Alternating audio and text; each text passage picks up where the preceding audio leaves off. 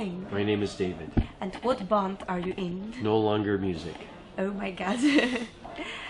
I have got some questions to you. My first question is, what's the history of your band of No Longer Music?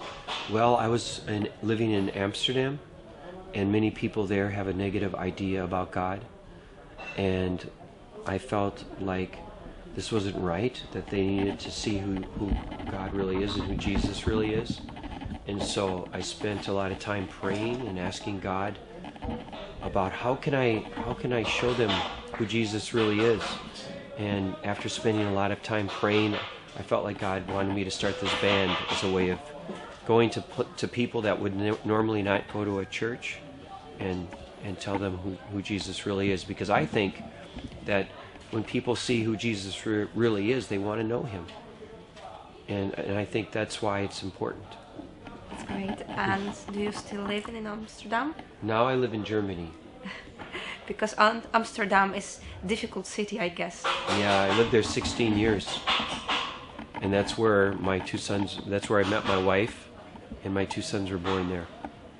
So it's full of historical things to you. Yes. And your life history. Yes. Okay, and what the No Longer Music means, the name? Well, it's to us, it's the message that's the most important thing, not the music, not, like you said, it's Jesus that's important to us. And the whole purpose of the band is to bring Jesus to people who have never heard about him. Well, your show, it's really amazing. And it's really great to watch, and it's full of emotions. And it would be an honor if you would like to answer my question. Yes. About your relationship with Jesus. Mm-hmm. Could you tell us something about it? Well, I grew up, since I was a small child, hearing about God, and so I believed that he was there, and I heard stories about Jesus, and I believed in my mind in an academic way. But then when I was in university, I was studying philosophy, and I had a friend who was involved in the occult, and so I saw that the spiritual world is real, not the good spiritual world, but the bad spiritual world.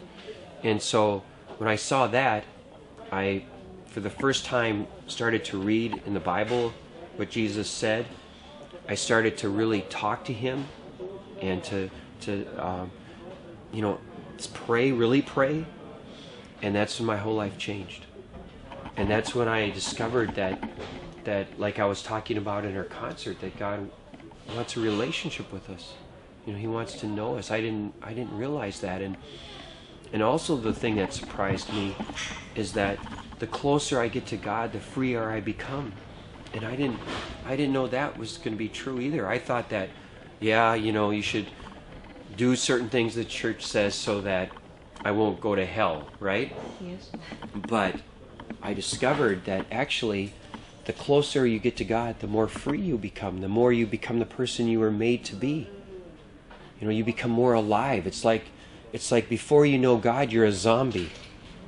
And you're just this zombie walking around and you're not even really alive, and the world lies to you and tells you that all these things will make you free when it just makes you a slave. And when you start to know God, you realize that who you are, and it's like the world is black and white, and all of a sudden it turns into color, and you start to have passion, and you start to see the purpose of why you were put in this earth. And so that's what my relationship with God means to me.